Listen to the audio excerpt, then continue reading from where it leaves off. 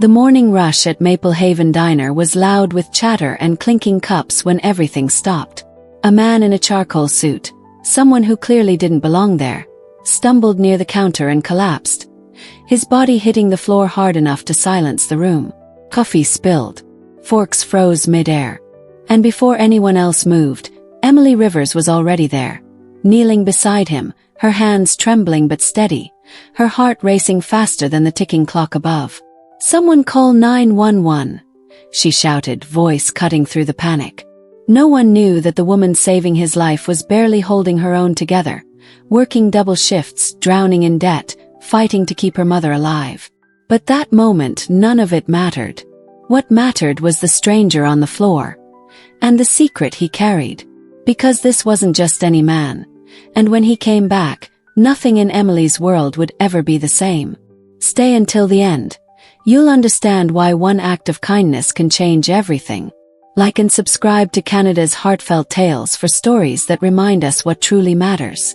Steam rose from the spilled coffee, curling into the air as the diner's noise returned in gasps and whispers.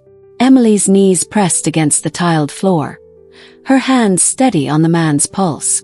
Outside, a police siren wailed faintly through the drizzle, echoing against the rain-streaked windows of Maple Haven Diner. The paramedics burst in moments later, their boots squeaking. "We've got him," one said, but Emily didn't move until they lifted the man onto the stretcher. His hand brushed hers, weak but deliberate. "Thank you," he whispered, and then he was gone. For a moment, the diner was silent again. Every customer stared at her, the woman who'd acted without hesitation while everyone else froze. Emily exhaled slowly, her breath shaking. Pete, the owner, came over, wiping his hands on his apron. "You all right, kid?" She nodded. "Yeah. Just another morning, huh?" But she knew it wasn't. That night, as the rain drummed against her apartment window, Emily sat at her kitchen table surrounded by unpaid bills. Her hands still trembled from adrenaline, her heart still replaying the sound of that man hitting the floor. She remembered the look in his eyes before he collapsed, distant, exhausted, like someone who'd forgotten what hope looked like. The next morning, the diner buzzed with gossip. "He looked like some big-shot executive," one regular said. "I saw that watch," another chimed in. "That thing could pay off my mortgage." Emily just smiled faintly and poured more coffee. The world, she thought, divided people too easily. By money, by clothes, by the weight of their names. 3 days later, a woman in a sharp gray suit entered the diner. Her heels clicked sharply against the floor, her perfume too heavy for the small space. She didn't sit down. She just scanned the room until her eyes found Emily. "Are you the waitress who helped a man here on Monday?" Emily nodded. "Yes, ma'am. He had a diabetic seizure." "Is he?" "He's fine," the woman interrupted, her tone clipped. "But next time, don't involve yourself in matters you don't understand." The words sliced through the air. "I'm sorry." "You heard me," the woman said, leaning closer. "You think saving someone gives you the right to draw attention. The press has been calling non-stop. My family's business doesn't need this kind of publicity." Emily's throat tightened, but she stood straight. "Ma'am, I didn't call anyone. I just helped a man who was dying." The woman's lips curled. "Dying? He's my brother and he's fine. Don't play the hero." Then she turned sharply and left. The diner stayed frozen long after she was gone. Pete slammed his rag onto the counter. "What kind of person says that?" Emily forced a smile. "Someone who forgot what it means to be human." Days turned into weeks. The story faded, replaced by new gossip and new struggles. Emily kept working double shifts. Her mother's hospital called again. Another bill, another warning. She counted coins at night, whispering prayers to no one in particular. Then one morning the door chimed again. Emily looked up and froze. It was him, the man from the floor. He stood taller now, color back in his cheeks, the same expensive watch gleaming under the diner's fluorescent lights. But this time his eyes were clear, determined. "Emily Rivers," he said softly. "Yes." I owe you more than I can ever say. You don't owe me anything, she replied quickly. I'm just glad you're okay. He smiled faintly. You may not remember, but when I woke up you said something. You're safe now. No one said that to me in years. They sat at the same booth where he'd collapsed. He introduced himself. Alexander Morrison, CEO of Morrison Holdings, one of the biggest companies in Vancouver. Emily blinked, realizing she'd once served his ads on late-night TV between news breaks. I came here that day, he said quietly, because I didn't care if I woke up again. My health was failing. My family. Well, you met my sister. Emily flinched. That was your sister. He nodded. She runs the board. She thinks compassion is weakness. When she heard about the incident, she wanted to bury it. But I couldn't. He pulled an envelope from his jacket and placed it gently on the table. This is for your mother's medical expenses. All of them. Emily shook her head instantly. I can't accept that. It's not charity, he said. It's gratitude. And something more. I want you to work with me. What? He slid a business card forward. Director of Community Partnerships. You'd manage programs that actually help people. Real people. Like you helped me. Emily stared at the envelope. Her fingers trembled again, not from fear this time but disbelief. I'm not qualified for something like that. You are, Alexander said. You've already proven what kind of person you are. That's what my company needs. Pete leaned over the counter, pretending not to listen but failing miserably. When Alexander left, Emily stood in silence for a long time, the letter clutched to her chest. That evening, she visited the hospital. Her mother sat by the window, pale but smiling. Emily told her everything. He wants me to work for him, she said quietly. Her mother took her hand. Sometimes kindness circles back, sweetheart. Take it. For the first time in months, Emily slept peacefully. The new job wasn't easy. Some employees whispered behind her back. The Waitress project, they called her. The board, led by Alexander's sister Clara Morrison, questioned every decision she made. At the first board meeting, Clara smiled coldly. We appreciate your enthusiasm, Miss Rivers. But let's remember you're not a professional.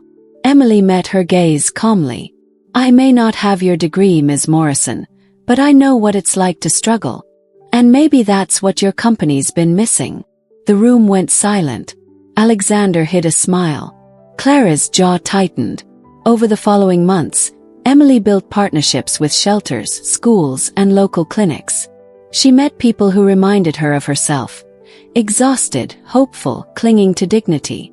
Every success drew media attention, and Morrison Holdings began to change its image. But Clara wasn't happy.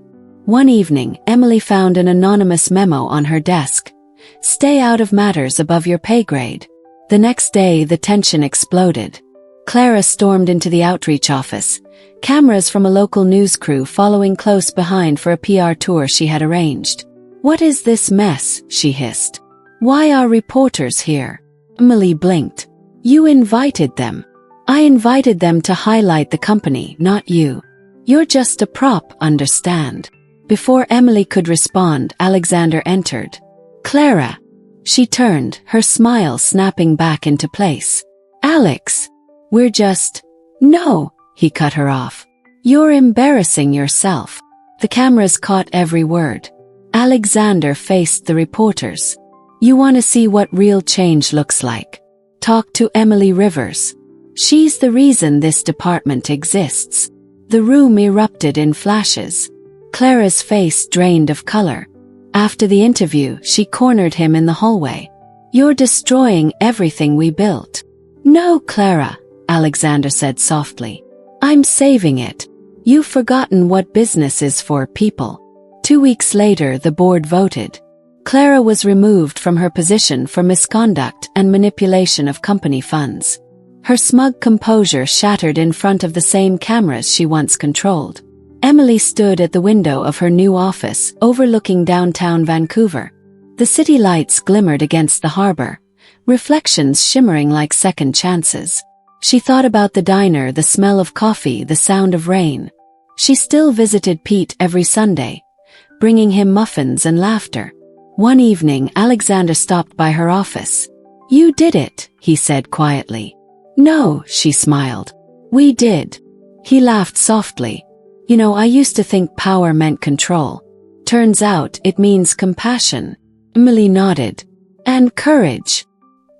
He handed her another envelope, this time not filled with money, but with a certificate. "What's this?" "Your scholarship," he said. "For nursing school.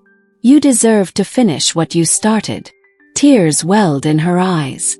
For years she'd carried the guilt of never finishing her training. Now she could finally return, not as the girl who gave up, but as the woman who never stopped trying. Months later, Maple Haven Diner hosted a charity breakfast sponsored by Morrison Enterprises. The same red booths, the same checkered floor, but a new plaque on the wall, in honor of those who choose kindness first. Clara arrived quietly that morning, avoiding cameras. She looked older, humbled. When she saw Emily behind the counter, she hesitated. "I didn't come to cause trouble," she said softly. "I came to apologize." Emily studied her for a long moment, then nodded. "Apology accepted. But remember, kindness isn't weakness." Clara swallowed hard. "I know that now." The two women stood in silence as sunlight spilled through the diner windows, warming the space that had once held chaos and fear. Pete grinned from behind the register. "Never thought I'd see that day." Emily laughed. "Me neither." By the time the morning rush ended, the diner felt lighter, like the whole place exhaled. Outside, rain clouds drifted over the harbor, breaking into streaks of gold. Emily stepped onto the sidewalk, lifting her face to the sun.